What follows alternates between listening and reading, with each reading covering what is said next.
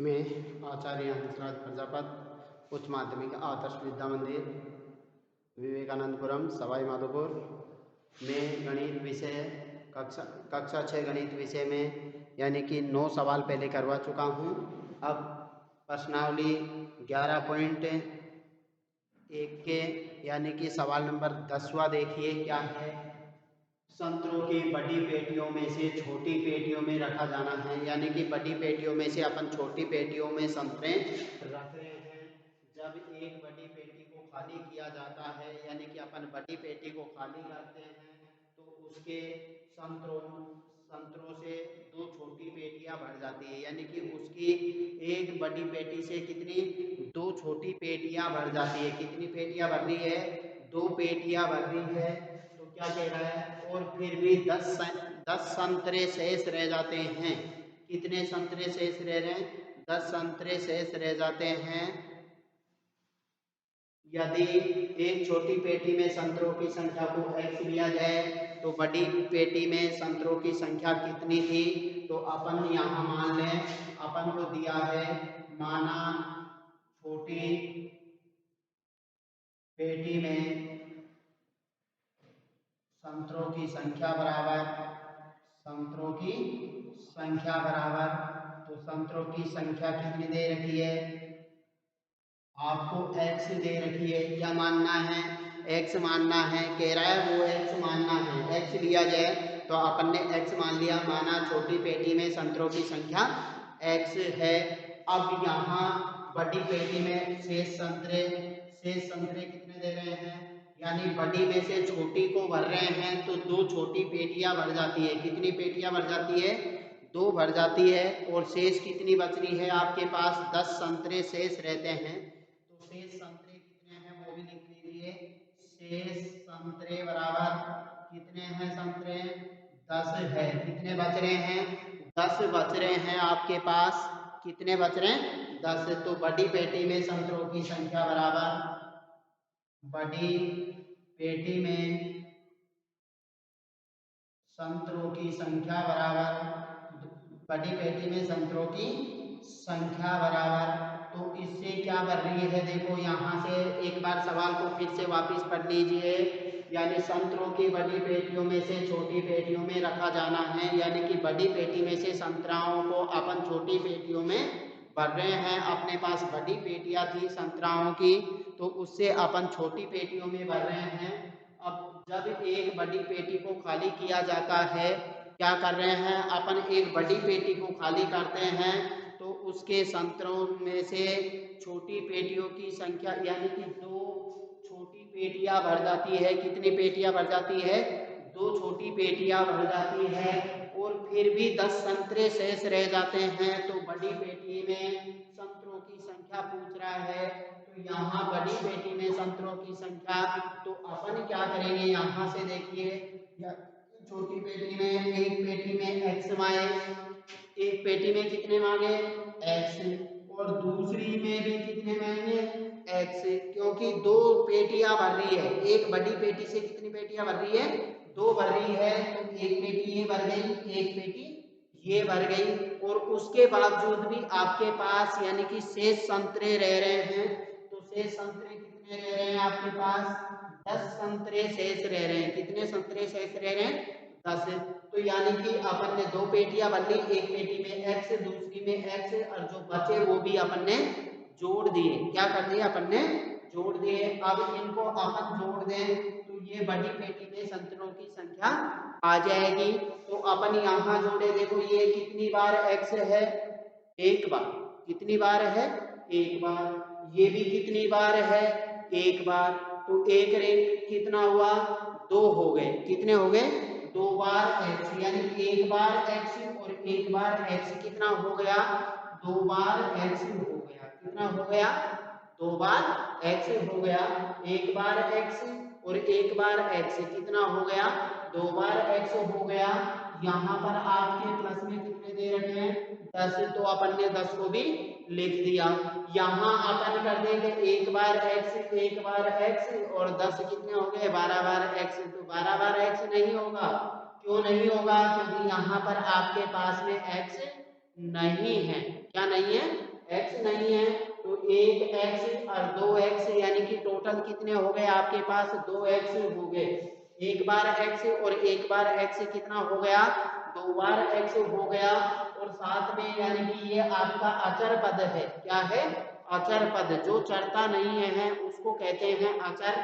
कहने का मतलब 10 फिक्स है, इसका मान कुछ भी हो सकता है, इसलिए इसको चर कहते हैं। क्या कहते हैं? चर कहते हैं। तो एक एक्स और एक एक्स कितने हो गए? 2x और 10 के 10 आ गए। तो ये अपना सवाल कंप्लीट। अगला सवाल देखते हैं, सवाल नंबर 11।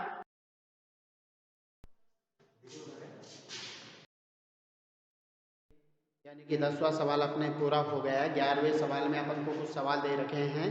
पहला सवाल क्या कह रहा है देखो, ए तिल्लियों से बने हुए वर्गों के नीचे दिए गए प्रतिरूपों को देखकर ये वर्ग अलग अलग नहीं है। ये अलग अलग नहीं है। दो संलग्न वर्गों को में एक तिल्ली उभयनिष्ठ है, यानी कि एक वर्ग अपन यहाँ दोनों वर्गों की बात करें तो ये तिल्ली क्या हो गई? उभयनिष्ठ हो गई। इस प्रतिरूप को देखिए और वह नियम याद कीजिए जो वर्गों की संख्या के पदों में आवश्यक तिल्लियों की संख्या देता है। तो अपन इसके लिए यहाँ से वर्गों की संख्या, पहले वर्ग में कितने तिल्लियां हैं? 4 है। कितनी है? 4 है। एक वर्ग, तो यहाँ वर्गों की संख्या को अपन वर्गों की संख्या वो अपन ले लेंगे बराबर n। क्या ले लेंगे? n। अब तिल्लियों की संख्या लें।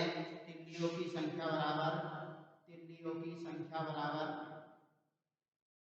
तिल्लियों की संख्या बराबर, तो अपन यहाँ लिख देंगे देखो, वर्गों की संख्या में यहाँ तिल्लियों की संख्या ज्ञात करनी है। तो उसके लिए देखो अपन को यहाँ 4n, पहले में n एक ले रहे हैं अपन। तो यहाँ तिल्लियों की संख्या कितनी है? 4 है। यहाँ कितनी है? 4 है। यहाँ पर आपके पास कितनी हो गई तिल्लियों की संख्या? देखो 1 2 3 4 5 6 7 हो गई। कितनी हो गई? 7 हो गई। इसमें 1 2 3 4 5 6 7 8 9 10 हो गई। कितनी हो गई? 10 हो गई। इसमें कितनी हो गई? 1 2 3 4 5 6 7 8 9 10 11 12 13 हो गई। कितनी हो गई? 13 हो गई। यानी कि 3 3 के अनुसार अपने बढ़ रही है। कितनी बढ़ रही है? 3 के अनुसार बढ़ रही है। तो अपन यहाँ देखो, देखिए आपके पास नियम क्या बनेगा? वर्गों की संख्या आपने n ले ली। क्या ले ली? n ले ली। अब यहाँ पर अपन इसको क्या लिख दें? 3n प्लस 1 लिख दें अपन। अब n का मान वर्ग कितना है? एक वर्ग है। कितना वर्ग है? उभयनिष्ठ को अपन ने जोड़ दिया और वैसे अपन ने लिख दिया यहाँ पर, यानी कि ये उभयनिष्ठ थी, वैसे 3 थी, तो यहाँ 3 इंटू n कर दिया और उभयनिष्ठ को अपन ने जोड़ दिया। तो अपने पास यहाँ हो गया 3n प्लस 1 हो गया। कितना हो गया? 3n प्लस 1 हो गया।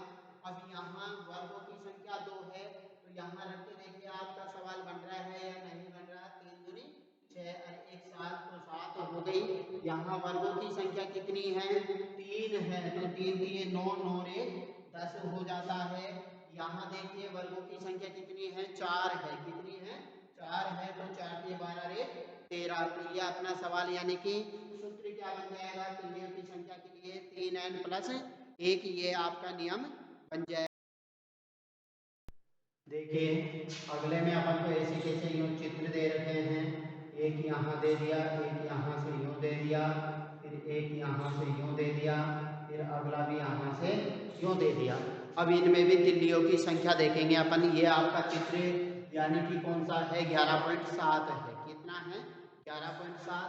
तो यहाँ त्रिभुजों की संख्या है, तो अपन यहाँ तिल्लियों की संख्या पूछ रहा है। तो माना त्रिभुजों की संख्या बराबर त्रिभुजों की संख्या क्या ले लेंगे अपन? x ले लेंगे। क्या ले लेंगे? x ले लेते हैं। पहले आपने n लिया था, अब x ले लेते हैं।